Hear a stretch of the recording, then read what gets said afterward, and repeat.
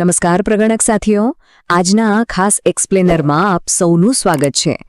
ઘરની ગણતરી અને વસ્તી ગણતરીના ડેટા એન્ટ્રી વખતે ફિલ્ડમાં જે સૌથી વધુ મૂંઝવતા પ્રશ્નો ઊભા થાય છે ને, તેનું આજે આપણે સત્તાવાર તાલીમ સામગ્રીના આધારે સીધું અને સચોટ નિરાકરણ લાવવાના છીએ.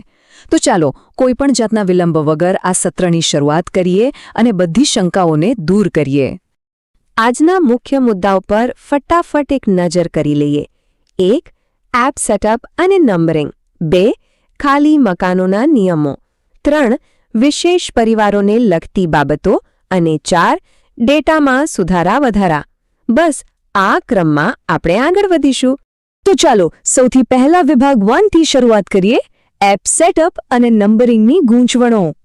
હવે જો ફિલ્ડમાં જઈએ એટલે સૌથી પહેલો સવાલ એ જ થાય કે કામ શરૂ કરતી વખતે એપમાં અપેક્ષિત ભવન એટલે કે મકાનોની સંખ્યા બરાબર કેટલી લખવી?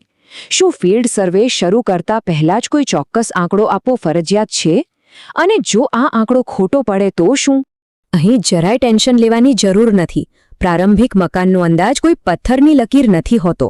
ઉદાહરણ તરીકે, જો એવું લાગે કે વિસ્તારમાં અંદાજિત 200 મકાનો છે, તો શરૂઆત કરવા માટે એપમાં 200 લખી દેવાના. આ આંકડો કાયમી નથી. જ્યારે ફિલ્ડ કામ આખું પૂરું થાય ત્યારે અંતિમ ચોક્કસ આંકડા મુજબ એપમાં તેને સરળતાથી અપડેટ કરી શકાશે. હવે ફિલ્ડમાં નંબર આપતી વખતે શું થાય છે તે સમજીએ. માની લો કે 40 અને 41 નંબરના મકાનની વચ્ચે અચાનક કોઈ નવું મકાન મળી ગયું, તો એને કયો નંબર આપવો?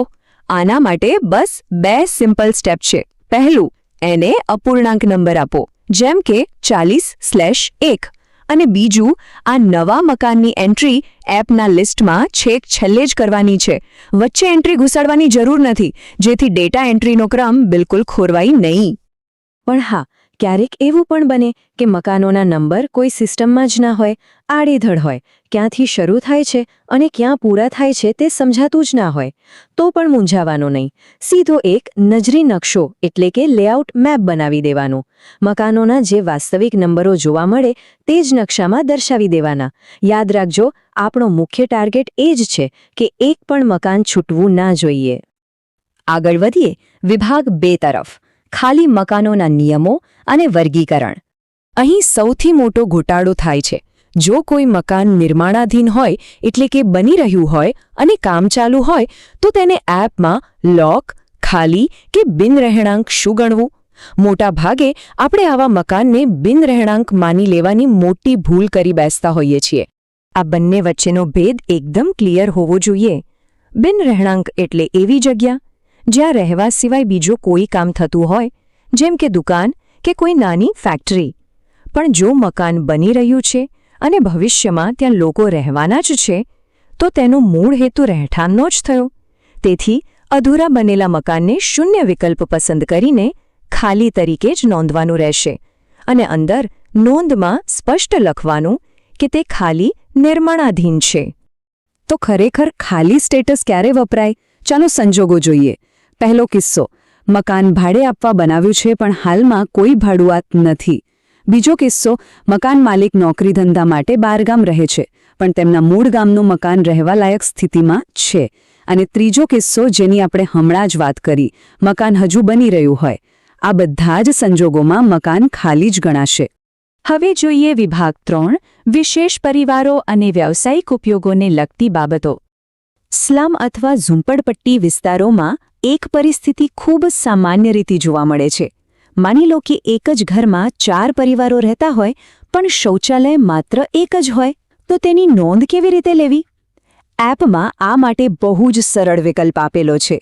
શૌચાલયવાળા વિભાગમાં જઈને અન્ય પરિવારો સાથે સહિયારો ઉપયોગવાળા વિકલ્પને ટિક કરી દેવાનું રહેશે.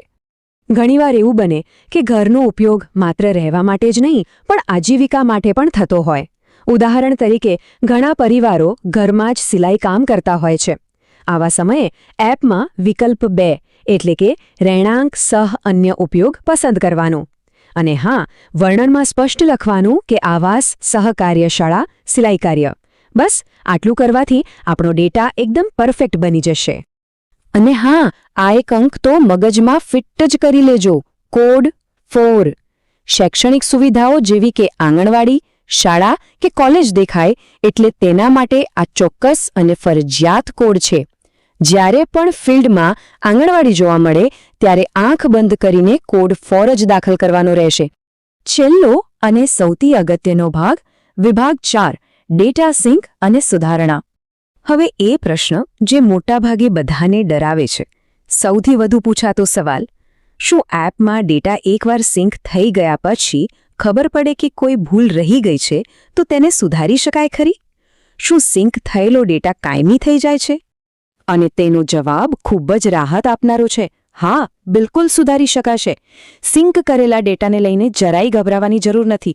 શરત માત્ર એટલી જ છે કે મકાન પર ફરીથી રૂબરૂ જવું પડશે.